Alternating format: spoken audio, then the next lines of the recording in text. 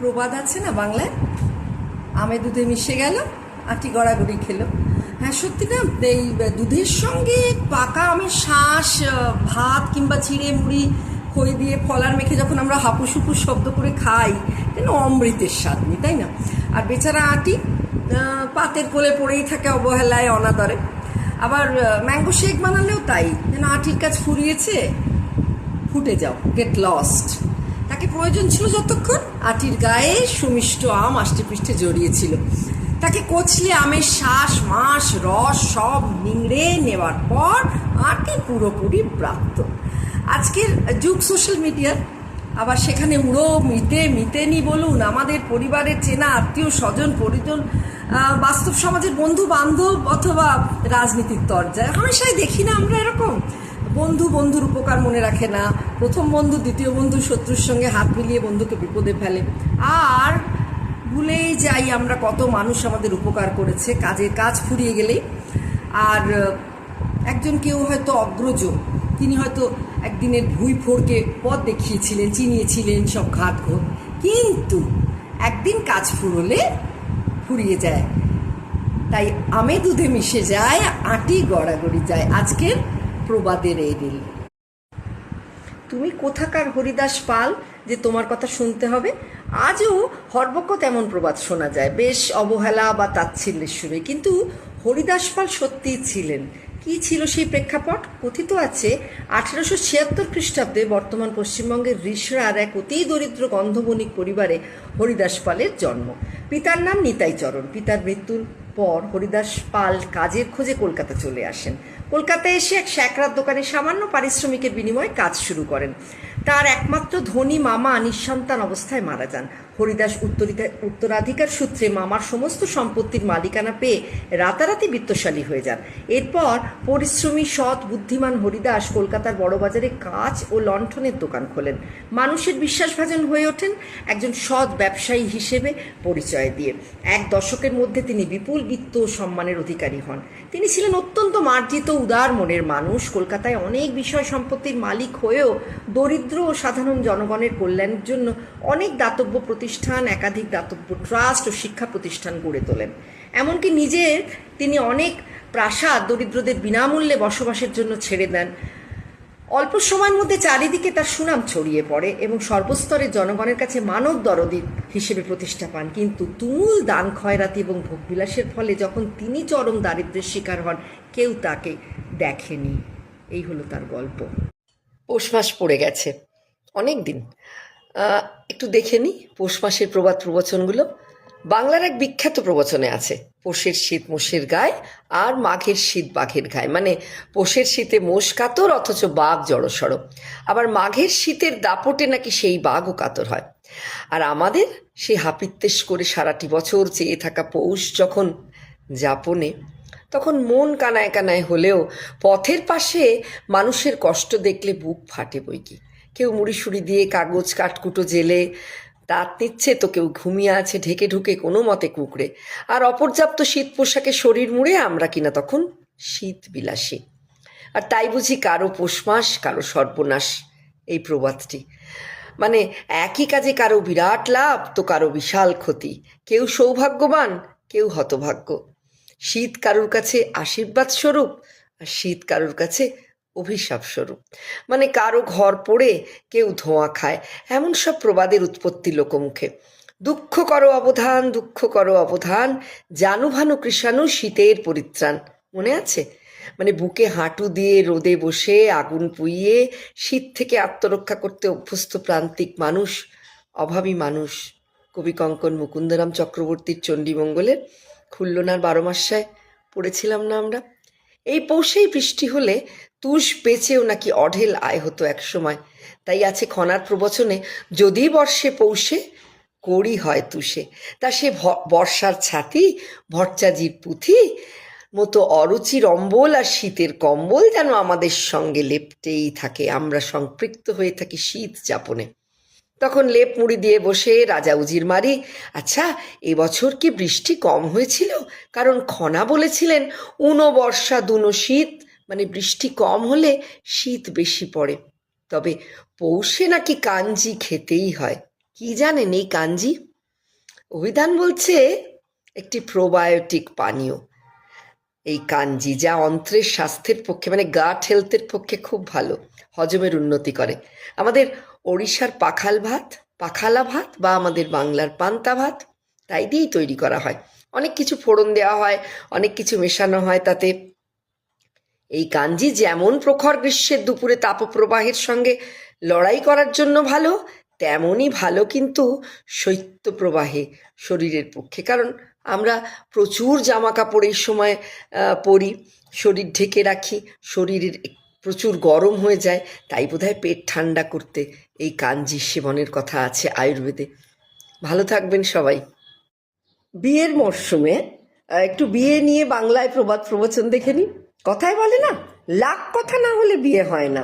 মানে আগের যুগে একটা বিয়ের আগে দু তরফের মধ্যে প্রচুর কথা হতো, কি জানি বাপু এত কথা কিসের, মিয়া বিবি রাজি তো কেয়া করেগা কাজী। কিন্তু যুগ বদলেছে, এখন বিয়ের বর কনেদের ইচ্ছেটাকেই প্রাধান্য দেওয়া হয়, তাই তারা যেন পরিবারকে আগে ভাগেই বলে দেয়, তা বাপু এত কথা কিসের। কিন্তু একটা জিনিস খেয়াল করুন তো, অত কথার বোধহয় দরকার আছে, তাই না? কে জানে, আজ এই বিয়ে হচ্ছে তো কাল এই বিয়ে ভাঙছে, তাই না? লাখ কথা না হোক, হাজার কথার তো দরকার আছে বই কি, কিন্তু এই বিয়ে এমনই এক বন্ধন যে এগোলেও মুশকিল পেছলেও মুশকিল, ভাগ্যের উপর অনেকটাই কিন্তু নির্ভর করে। এই মানুষ বনে গেলে বন মানুষ হয়, এমন একটা কথা বলতেন না আগেকার দিনে? যে ছেলে বিয়েতে একসময় তুমুল আপত্তি ছিল, সে একদিন বিয়েতে সম্মত হলে আর বিবাহোত্তর জীবনে বউয়ের সঙ্গে তার মাখো মাখো রসায়ন দেখে বা সের এই ছেলের হাবে ভাবে আমূল পরিবর্তন দেখলেই সেকালের বাড়ির লোকজন বলতেন বই কি এমন। আসলে বিয়ে নিয়ে উভয় সংকট আমাদের। বিয়ে একাধারে যেমন আনন্দ ও চ্যালেঞ্জের মিশ্রণ, তেমনি আমরা বলি যে এই সামাজিক বন্ধনকে দিল্লি কা লাড্ডু খাওয়ার মতো, খেলেও মুশকিল, না খেলেও পস্তাতে হবে, আফসোস হবে। আর তাই বুঝি মিল্টন বার্লে এই বিয়েকে বলেছেন একটা 3 রঙের circus, engagement ring, wedding ring are suffering. তবে দার্শনিক সক্রেটিস সেই কবেই বলে দিয়েছেন, যে করেই হোক বিয়েটা করুন, কপাল ভালো হলে আপনি সুখী হবেন, আর কপাল খারাপ হলে দার্শনিক। আমার মতে বিয়ে যেন সেই যুদ্ধে যাওয়ার মতো রোমাঞ্চকর, মানে চান্সেস আর 50-50, তাই না? তবে বাংলা ভাষায় এই বিয়ে নিয়ে প্রবাদ রাশি রাশি। আর তখন প্রথম যেটির কথা মনে পড়ে তা হলো বিয়ের প্রথম রাতেই বেড়াল মারা, মানে বিবাহিতের একের অপরকে বুঝিয়ে দেওয়া সে ঠিক কি আসলে, নয়তো ভবিষ্যতে মুশকিল হতে পারে। আবার দেখুন, উপযুক্ত কাজের উপযুক্ত অনুষঙ্গ যেমন লাগে, তাই বলা হয় বিয়ে করতে করি আর ঘর ছাইতে দড়ি। সে যুগে কড়িই ছিল কেনাবেচার অন্যতম মাধ্যম। আর বিয়ে ফুরলে ছাদনা তলায় লাথি, এই প্রবাদটা এর মানে হলো কাজ ফুরলে উপকারীর উপকার মনে না রাখা। সত্যি তো, মেয়ের বিয়ের পরের দিন ছান্দাতলাটার হাল কেমন হয় দেখেছেন? ভাঙা হাটের মতো। আর কোনো দরকার নেই, সব কিছুই অনুষঙ্গের প্রয়োজন নেই, পারলে তাকে ভুলে যাও, তাকে গ্রাহ্য করো না। কার্যোদ্ধার হয়ে গেলে মানুষ কিন্তু এরমই করে। ঠিক আরেকটি জনপ্রিয় প্রবাদের মতো, বিয়ে ফুরালে বাজনা বাজে, কাজ ফুরালেই বাতিলের দলে। সেই কাজের সময় কাজই, কাজ ফুরলেই পাজির মতো, তাই না? অথবা খাল পেরোলে কুমিরকে কলা দেখানো।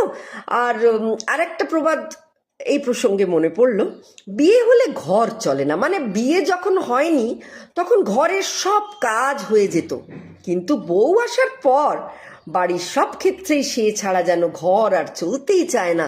মানে তাকে দিয়েই সব কাজ করিয়ে নেওয়ার, সেটা কি ফন্দি ফিকির নাকি এহেন নির্ভরশীলতা? গৃহকর্তৃপক্ষে সেটি কি খুব সম্মানজনক নাকি অসম্মানের, সেটাই জানতে চাইবো আজকে আপনাদের কাছে। আপনাদের ক্ষেত্রে এমন হয় যে আপনাদের ছাড়া ঘর চলে না? শ্রাবণ মাসের অর্ধেক হয়ে গেল। এবছর শ্রাবণ মাসের ধারা ধনে ধান্যে ভরা, বা যদি বলি শ্রাবণে যদি বর্ষে ধারা তবে গোলায় ধরবো সোনা। এই প্রবাদটি মানে প্রবচনটি খনার সত্যি হতে চলেছে, তাই না? শ্রাবণ মাসে পর্যাপ্ত বৃষ্টি হলেই তো ভালো চাষাবাদের ইঙ্গিত। আবার শ্রাবণে যদি মেঘ না রয়, ভাদ্রে হবে ছাই। আমরা তবে কোন দিকেতে যাই?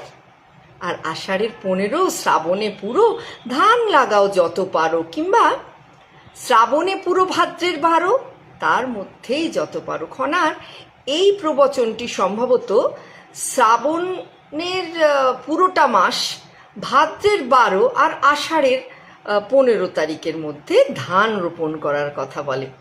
শ্রাবণ মানেই আমাদের অনেকবার ব্রত পালন, তাই বুঝি শাওনের দই নিয়েও আদিক্ষেতা। কারণ দই মানেই বাঙালির ব্রতের উপোসের ফলার খাওয়া। বৈজ্ঞানিকভাবে দেখুন, বর্ষায় নানাবিধ পৈঠিক গোলযোগে ঘরে পাতা টক দই কিন্তু আমাদের গাট হেলথের জন্য খুব উপকারী এক প্রোবায়োটিক। আর সেই যে খনা বলেছিলেন, শোন রে মালি বলি তোরে কলম রোজ শ্রাবণের ধারে, মানে এই ভরা শ্রাবণেই যে কোনো গাছের কলম পুঁততে হয়। আর পান পুঁতলে শ্রাবণে খেয়ে না ফুরোয় রাবণে, ডাক দিয়ে বলে রাবণ কলা না লাগাও আষাঢ় শ্রাবণ। কারণ খনার মতে পান গাছ যদিও পোঁতা যায় এই শ্রাবণে পর্যাপ্ত ফলনের জন্য, কিন্তু কলা গাছ নইব চ। গ্রামে গঞ্জে এখনো বিদুষী খনার এসব প্রবচন চাষি পরিবারে অত্যন্ত সমাদৃত। এখনো চাষাবাদের সঙ্গে সম্পৃক্ত খনার এইসব প্রবচন গ্রামের মাথারা ব্যবহার করে অন্যদের জ্ঞান দান করেন বই কি। আসলে ঋতু অনুযায়ী খনার এই কৃষিতত্ত্ব জ্ঞান এবং গণনা তার কালজয়ী বচনের মাধ্যমে কৃষিভিত্তিক সমাজের কাছে কিন্তু আজও বেদবাণী রূপে পরিগণিত হয়। তাই খনার প্রবাদ প্রবচন কিন্তু মোটেও ফেলে দেওয়ার মতো নয়। কেমন লাগলো আপনাদের জানাবেন অতি অবশ্যই, কিন্তু আমি বসে থাকবো। লোকায়ত প্রবাদে কুটকুটে ওল নিয়ে একটা জনপ্রিয় কথা আছে, বুনো ওল আর বাঘা তেঁতুল। মানে সেই কুটকুটানি কিন্তু প্রশমিত হয় একমাত্র টকের দ্বারা। তার আয়ুর্বেদে একটা মজার কথা আছে আমাদের এই ওল বা সুরনকন্দ নিয়ে। সেখানে বলে বৃথা জীবজন্তু বা ঘাসপাতার হিংসা করে না সেই সুবৃত্ত। হ্যাঁ, সুবৃত্ত, গোলাকার তো ওল, তাই তার অপর নাম সুবৃত্ত, মানে দুর্বৃত্তের উল্টো। আর ওল হলো এমনই এক কন্দ যার বাহ্যত গড়ন নিটোল, আর তাই সে সুবৃত্ত।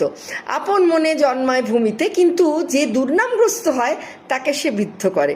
জানেন তো, বলা হয় যে যারা খুব ঝগড়ুটে হয় তাদেরই নাকি একমাত্র গলা কুটকুট করে ওল খেলে। দুর্বৃত্তের সঙ্গে সে কোনো মতেই আপোষ করে না কখনোই, কিন্তু সে কিন্তু নিজেও দুর্বৃত্ত, এমনই বলা হয়েছে আয়ুর্বেদে, মানে হিংসুক মানুষের মতো। আর সুরনকন্দ কেন বলে জানেন? সুরের অর্থ তো বীর, আমরা জানি, তাই ভেষজ গুণের আধার এই ওলের অন্য নাম হচ্ছে সুরনকন্দ। এদিকে প্রাক আর্য ভাষায় একে বলা হতো ওল্ল, মানে যার বাইরেটা নিটোল গোল। আবার দেখুন, ভূত চতুর্দশীর 14 শাকে কিন্তু ওল শাক অন্যতম। আর কালে কালে অপভ্রংশের স্বরূপ এই ওল্ল থেকেই আমাদের ওলা, আর তা থেকেই কিন্তু ওল। এই প্রসঙ্গে হিন্দুদের ওলাইচণ্ডীর অনুরূপ মুসলিম সংস্কৃতির ওলা বিবির কথা মনে পড়ে গেল, যারা একসময় আমাদের বঙ্গের ওলা ওঠা বা কলেরা মহামারীর হাত থেকে নিস্তার পাওয়ার জন্য ব্যাপকভাবে পূজিতা হতেন। অথর্ববেদে এই ওলা বা ওলকে এত দুর্নামের ভাগিদার করা হয়েছে একটি মাত্র কারণে, সে বড় বিদ্ধ করে, মানে চুলকানিতে প্রাণ ওষ্ঠাগত করে। তার এত দম্ভের কারণেই তাকে হিংসাত্মক এবং বিঘ্নাত্মক বলা হয়েছে কিনা জানি না। আমাদের মা চণ্ডীও কি তাই? সেই কারণে ওলা নামে ওলা নামে পরিচিতা, মানে পুজো না পেলে তিনি কুপিতা হন। ভাবালো আমাকে। তবে বর্তমান যুগে আমরা যে দক্ষিণ ভারতীয় ওলের চাষ দেখি, মানে আমরা যেগুলো বাজার থেকে কিনে এনে খাই, তা কিন্তু মোটেও বিদ্ধ করে না, মানে আমাদের হাত গলা কিছুই চুলকায় না। ভাববেন এই নিয়ে, কেমন লাগলো জানাবেন। প্রবাদে বলে জামাইয়ের জন্য মারে হাঁস, গুষ্টি শুদ্ধ খায় মাস। মানে জামাই ষষ্ঠী হলো ছুতো, পরিবারের সবার একদিন কবজি ডুবিয়ে বড়াখানা হবে, কিন্তু মুখে বলছে জামাইয়ের জন্যই নাকি সব আয়োজন। আবার জন জামাই ভাগ্নে 3 নয় আপনি। এই জন হলো ফসল কাটার মরশুমে দৈনিক মজুরির ভিত্তিতে নিযুক্ত শ্রমিক, মরশুম শেষ হলে তাদের সাথে সম্পর্ক ছেদ। আর ভাগ্নের ক্ষেত্রে মামাবাড়ি থেকে প্রত্যাশা থাকে অনেক, মানে মামার বাড়ির আবদার, সে প্রত্যাশা পূরণ না হলে সম্পর্ক অনেক ক্ষেত্রে নষ্ট হয়। আর জামাইয়ের ক্ষেত্রে সেকালে প্রত্যাশা ছিল আরও বেশি। বেশি, খাতির যত্ন না করলে তাদের রাগ হতো, প্রত্যাশা পূরণ না হলে শ্বশুরবাড়ি যাওয়া বন্ধ করে এমনকি স্ত্রীকেও যেতে দিত না। আর বিখ্যাত সেই জামাই বিতরণ কাহিনী, যার অর্থ হলো ঘৃতের অভাবে হরি চলে গেলেন, পিড়ে বা কাষ্ঠাসনের অভাবে চলে গেলেন মাধব, কদর্য অন্ন দেখে পুণ্ডরীকাক্ষ, আর ধনঞ্জয় গেলেন প্রহারের ফলে। আসলে পুরাকালের বাঙালি সমাজ জীবনটায় কন্যাদায়গ্রস্ত পিতার জীবনের মূল লক্ষ্যই যেন ছিল যেন তেন প্রকারেণ কন্যাটিকে পাত্রস্থ করা। পাত্র যদি অলস, কুঁড়ে বা কর্মহীন হতো তাহলেও পাত্রীর অভাব হতো না। উপার্জনহীন জামাতা শ্বশুর ঘরেই প্রতিপালিত হতেন। আর জামাই আদর নামে সেই বাগধারাটি বা ঘর জামাই, আমরা আজকাল কেউ বেশ আদরে আছে দেখলেও কিন্তু বলি জামাই আদরে আছে। তবে ঘর জামাই শব্দবন্ধ যতই তুচ্ছ তাচ্ছিল্যবাচক শব্দ হোক, একালে তা বেশ আদরণীয় বটে। তা সে নিন্দুকেরা যতই হিংসায় জ্বলুক, জামাইয়ের নিন্দা মন্দ করুক না কেন। তবে আমার আর একটা জানা আছে মজার প্রবাদ, পরে বলবো সেটা। চাঁদ নিয়ে আমাদের আদিক্ষেতার যেন অন্ত নেই, তা সে নাম নিয়েই হোক, মানে নামেই হোক বা বাগধারা। সে যুগে ছেলেদের নাম কালা চাঁদ, গোড়া চাঁদ, নদের চাঁদ রাখা হলেও এখনকার যুগে তা বেমানান। অথচ দেখুন, কালা চাঁদ শুদ্ধ বাংলায় কিন্তু কৃষ্ণেন্দু, মানে সপ্তপদীর হিরো একেবারে। শুধু ছেলেদেরই বা বলি কেন, সেই যে সামনের খিড়কি খুললে চাঁদকে টুকরা দেখার জন্য কিশোর থেকে সদ্য যৌবনে উপনীত ছেলেপুলেদের সেই আকুতি, কে জানে বাপু রবি ঠাকুরের সেই উপলব্ধি, সে বোধহয় চরাচরে চুঁইয়ে পড়া পূর্ণিমার উছলে ওঠা চাঁদের হাসি দেখেই। তাই তো বলে, ও চাঁদ সামলে রাখো তোমার জোছনাকে, নজর লেগে যাবে বা অঘটন ঘটে যাবে। একালে যদিও ওসব দার্শনিক প্রেম ট্রেম মানায় না, বরং চাঁদ দেখতে গিয়ে প্রেয়সীকে না দেখতে পেয়ে চাঁদের বান্ধবীদের সঙ্গে অথবা চাঁদের জন্মদিনে ফুচকা থেকে ভটকা খেয়ে প্রেয়সীর সঙ্গে চুটিয়ে প্রেম হয়। তা দেখে আপনার আমার যতই মনে হোক না কেন, সেই চাঁদ কেন আসে না আমার ঘরে? না, মানে আমাদের অভিমানিনী হওয়াটাই স্বাভাবিক। আসলে বাংলা ভাষায় চাঁদ নিয়ে থই থই আবেগ আদিক্ষেতা। তা সে চাঁদ হাতের নাগালে আমরা পাই আর না পাই। চাঁদের গায়ে চাঁদ লাগাকে আপাতভাবে ননসেন্স কথাবার্তা মনে হলেও জীবনের এক গভীর রহস্য, আত্ম অনুসন্ধান এবং অতীন্দ্রিয় এক উপলব্ধির প্রতীক কিন্তু তা। বাউলরাই বুঝি বুঝতে পারেন অমন অনুভূতি, আমাদের সাধারণ মানুষদের উপলব্ধির অতীত তা। বরং আজও অসম্ভব বা কল্পনাতীত কিছুকে আমরা বলে ফেলি চাঁদ ধরা। আজও চাঁদের কলঙ্কের সঙ্গে তুলনা করে ফেলি কোনো খুব সুন্দর জিনিসে খুঁত থাকলে। কাঙ্ক্ষিত বস্তু বা ব্যক্তিকে লাভ করলে চাঁদকে হাতে পাই বই কি আমরা।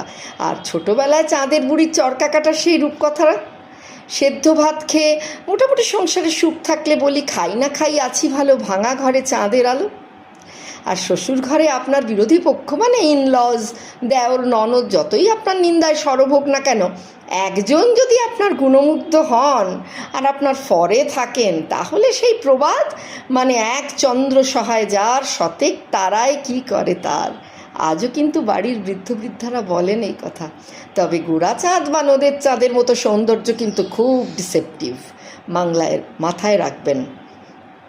চাঁদেও কিন্তু গ্রহণ লাগে বই কি, চাঁদের মধ্যেও কিন্তু খানাখন্দ অসংখ্য থাকে। মানে সেই পুরাণের গল্পে দক্ষের অভিশাপে চন্দ্রের যক্ষা রোগ হবার কারণেই কিন্তু, অতএব সাধু সাবধান। শিব নিয়ে বাংলার লোকায়ত সাহিত্যে যথেষ্ট আদিক্ষেতা। বংশের একমাত্র অবলম্বন বলতে যেমন শিবরাত্রির সলতে বাগধারাটি বহুল প্রচলিত।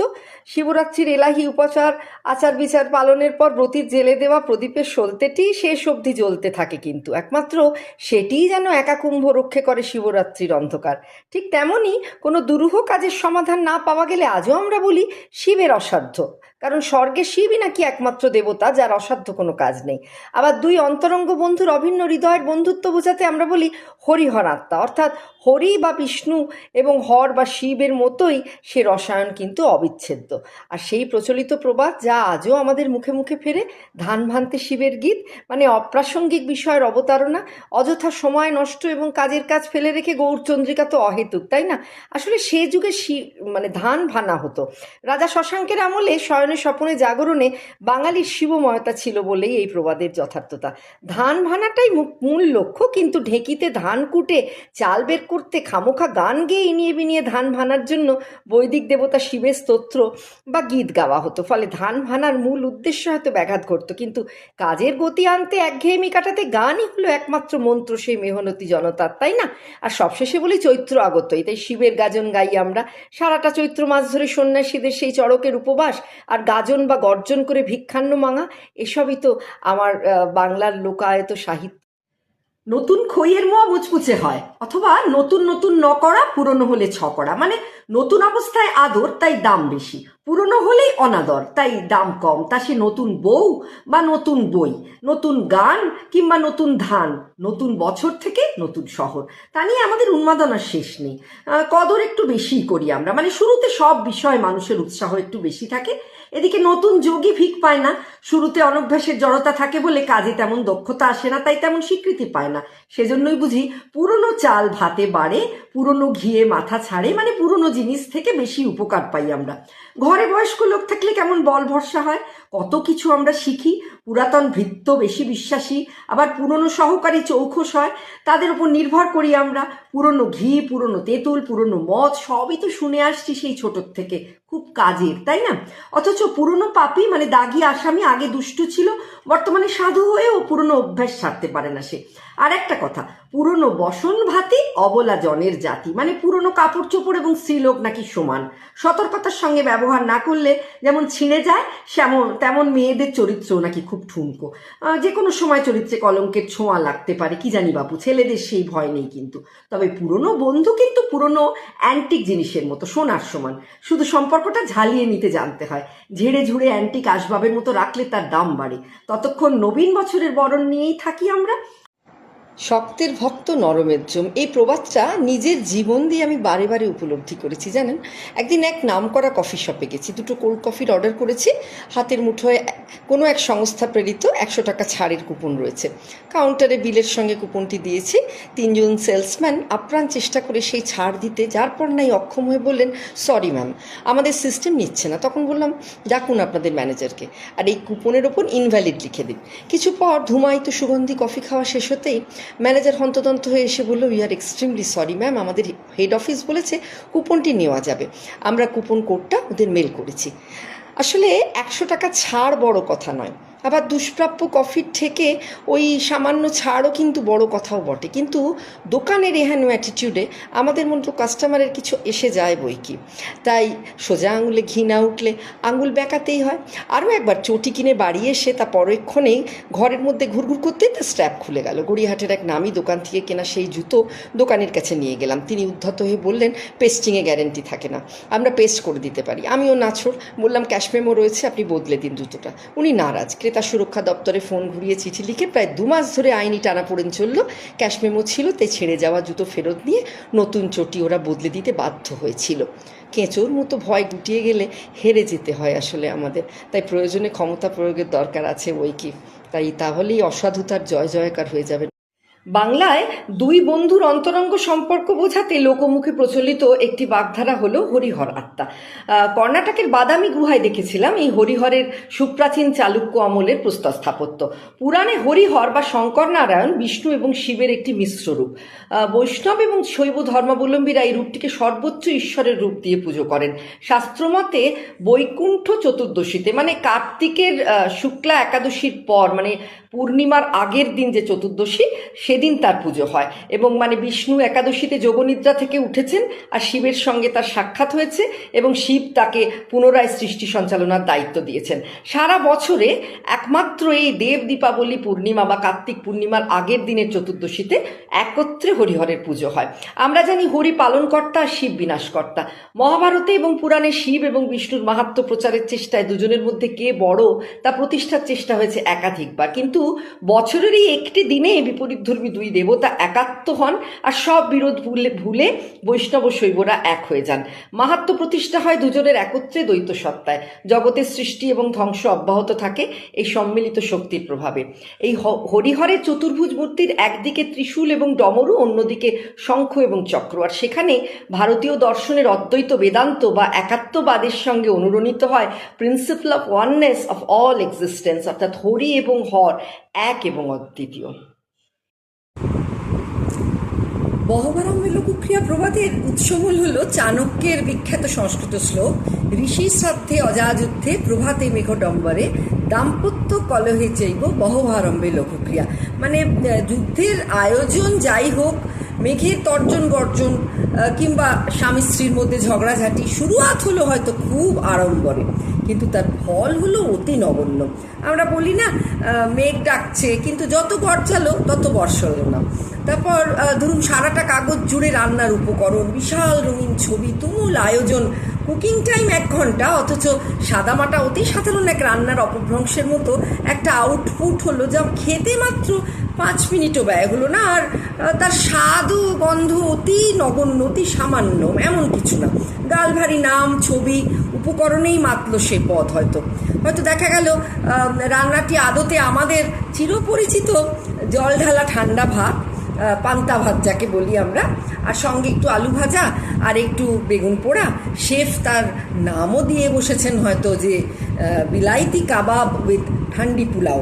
তাই বহবারম্ভে লঘুক্রিয়া এই প্রবাদটি কিন্তু চাণক্যের যুগের হলেও আজও কিন্তু খুব প্রাসঙ্গিক। আমরা প্রতি পদে কিন্তু লক্ষ্য করে থাকি সেইটা, তাই না?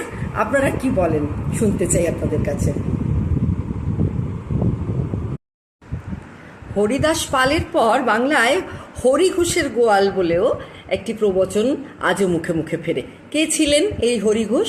হরি ঘোষের গোয়াল প্রবাদটির জন্ম নবদ্বীপে। হ্যাঁ, সে সময় ন্যায়শাস্ত্র পড়ানো হতো হরি ঘোষের গোয়ালে, অর্থাৎ টোল বা পাঠশালায়।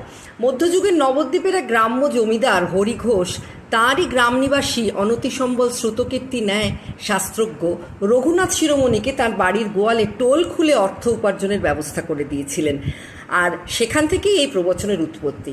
আবার রাধারমণ মিত্রের কলিকাতা দর্পণ গ্রন্থে পেলাম এই হরি ঘোষের আদি নিবাস নাকি ছিল কলকাতায়। বহু অনাথ দুঃখী নিঃসম্বল লোককে, ছাত্র আত্মীয় স্বজনকে বাড়িতে আশ্রয় অন্ন বস্ত্র দিয়ে তিনি পুষতেন বলে বাড়ির লোক তাকে হরি ঘোষের গোয়াল বলতো। সুশীল কুমার দের বাংলার প্রবাদ প্রবচন গ্রন্থে পাই এই হরি ঘোষ ছিলেন বাগবাজার কাঁটা পুকুর নিবাসী। আবার উত্তর কলকাতার হাতিবাগান অঞ্চলে তার বাড়ির সামনের রাস্তাটি এখন হরি ঘোষ স্ট্রিট নামে পরিচিত। মানুষকে বিশ্বাস করে তার আশ্রিত বাৎসল্যের জন্য হরি ঘোষ বিস্তর ঠকেছিলেন। আত্মীয় বন্ধু সবাই তার ভালো মানুষের সুযোগ নিয়ে বিশ্বাসঘাতকতা করেছে। শেষ জীবনে কলকাতার বাড়ি বেচে দিয়ে তিনি কাশীবাসী হন এবং অত্যন্ত কষ্টের মধ্যে দিয়ে তার জীবন অবসান হয়। তাই বুঝি বলা হয় হরি ঘোষের গোয়াল।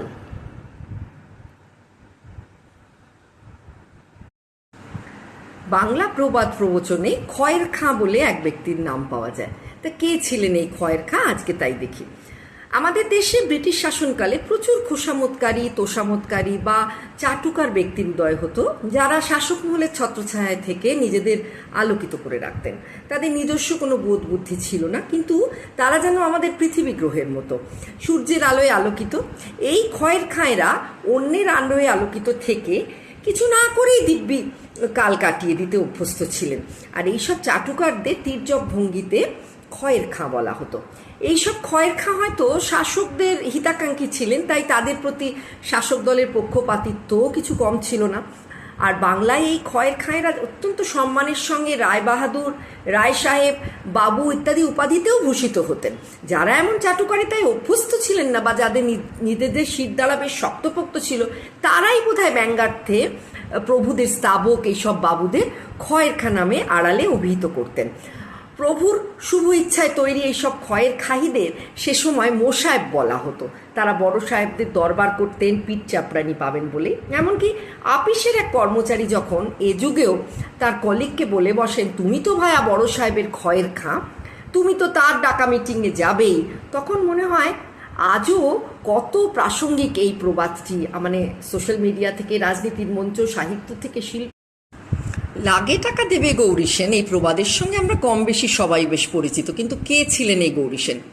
কলকাতার সুবর্ণবর্ণিক সম্প্রদায়ের সম্ভ্রান্ত ব্যবসায়ী গৌরী সেনের মূল নাম গৌরীকান্ত সেন।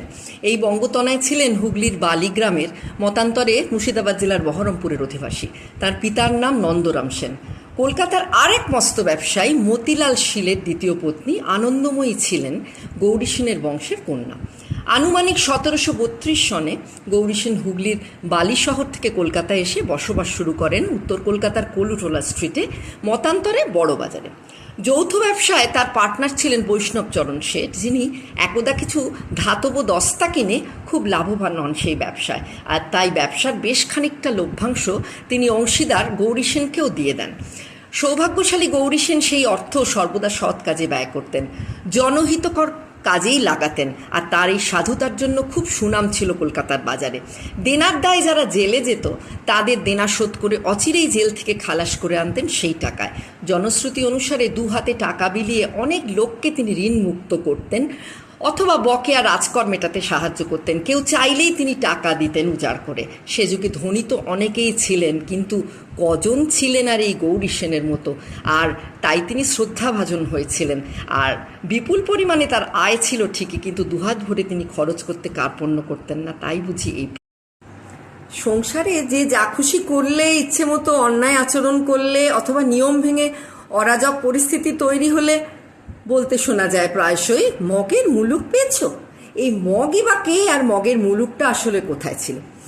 মগ হলো বর্তমান মায়ানমার মানে বার্মা আরাকান নিবাসী জাতিবিশেষ। জাতিতত্ত্ববিদেরা এদের ইন্দোচীন নিবাসী বলে মনে করেন। সপ্তদশ শতকের গোড়ায় মশলাপাতি আর মসলিনে খ্যাত আমাদের বাংলা তখন বহিঃশত্রুর পাখির চোখ। পর্তুগিজ জলদস্যুদের সঙ্গে হাত মেলায় এই মগ জলদস্যুরা। বাংলায় যার পর নাই অবাধ লুটপাট চালাতে ব্যস্ত হয় তারা। তদানীন্তন শাসককুল সমুদ্রপথের সঙ্গে তত অভ্যস্ত ছিলেন না। এদিকে মগ জলদস্যুরা ছিল নৌপথে যুদ্ধ করে খুব পটু। তাই মুঘল সুবেদাররা কখনোই মগেদের সঙ্গে পেরে উঠতেন না। এই সুযোগে মগ জলদস্যুরা আমাদের বাংলায় লুটপাট, অত্যাচার, নির্যাতন সব রকম করতে থাকে। এমনকি আমাদের দেশের মানুষদের ধরে নিয়ে গিয়ে অন্যান্য দেশে বিক্রি করা, নিরীহ গৃহস্থের সর্বস্ব কেড়ে নিয়ে রাতারাতি তাকে কৃতদাস করে দেওয়া সব করত।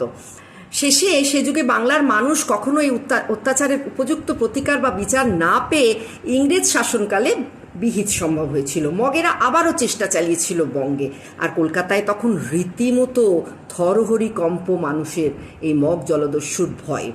ইংরেজদের উপর 200 বছর অত্যাচার চালিয়ে একসময় তারা যুদ্ধ করতে করতে ক্ষান্ত দেয় আমাদের। তাই এখনও আমাদের সমাজে কেউ যেমন তেমনভাবে অন্যের উপর প্রভাব খাটালে। বাংলা প্রবচনে একটা কথা আছে, ধাপধারা গোবিন্দপুর, কেউ বলে ধ্যাড়। তা সেই ধাপধারা বা ধ্যাড় যাই হোক না কেন, বাংলা সাহিত্যে গোবিন্দপুর জায়গাটির পেছনে যে এমন বিশেষণ বসে আমরা অনেকেই তা জানি না, এবং সেই জায়গাটিকে বেশ অখ্যাতির শিখরে পৌঁছে দেওয়া হয়েছে কালে কালে। ঠাকুমা দিদিমার মুখে কোনো জ্ঞাতির বাড়ি নিমন্ত্রণ রক্ষার্থে যাবার অনীহা প্রকাশেও ব্যঙ্গার্থে এরকম শব্দবন্ধ প্রয়োগ হতে দেখেছি। অথচ তারা জেনে বুঝেই কিন্তু যাচ্ছেন সেখানে। প্রত্যন্ত শহরতলি বা অচেনা অনামা তেমন জায়গায় ভৌগোলিক অক্ষাংশ দ্রাঘিমাই হয়তো নেই তাদের মতে। আর এখন আমরা এসব বলি না, কারণ আমাদের হাতের মুঠোয় এখন গুগল ম্যাপ রয়েছে দিশা দেখানোর জন্য। কলকাতার অন্যতম একটি গ্রাম ছিল এই গঙ্গার ধারের গোবিন্দপুর আর বউবাজারের আশেপাশের অঞ্চল। সেখান থেকে একটা খাল প্রবাহিত হয়েছিল অধুনা ইস্টার্ন মেট্রোপলিটন বাইপাসের পাশে ধাপা অবধি। আর যেখানে উত্তর কলকাতার ক্রিকরো, সেখান দিয়েই এই খাল ধাপার মধ্যে দিয়ে প্রবাহিত হয়ে যুক্ত ছিল বিদ্যেধরী নদীর সঙ্গে। মাতলা নদীতে গিয়ে পড়তো সেই জল। আজকের বাইপাসে চিংড়িঘাটা অঞ্চলে এই খালটির পাশে ধারা বা একরকম বিশেষ ট্যাক্স আদায় করার জন্য জমিদারের পেয়াদা পাহারায় থাকতো। আর বাণিজ্য নৌকোকে এই অঞ্চলের ক্যানেল দিয়ে যাওয়ার সময় ট্যাক্স দিতে হতো। এই স্থান ছিল বেশ দুর্গম, তাই ক্রমে ধাপধারা গোবিন্দপুর হয়ে ওঠে পাণ্ডব বর্ধিত জায়গা। আজকে নদীও মজে গেছে আর দ্রুত শহরায়ন হয়ে রাস্তাঘাট ভরাট হয়ে গেছে, কিন্তু ধাপধারা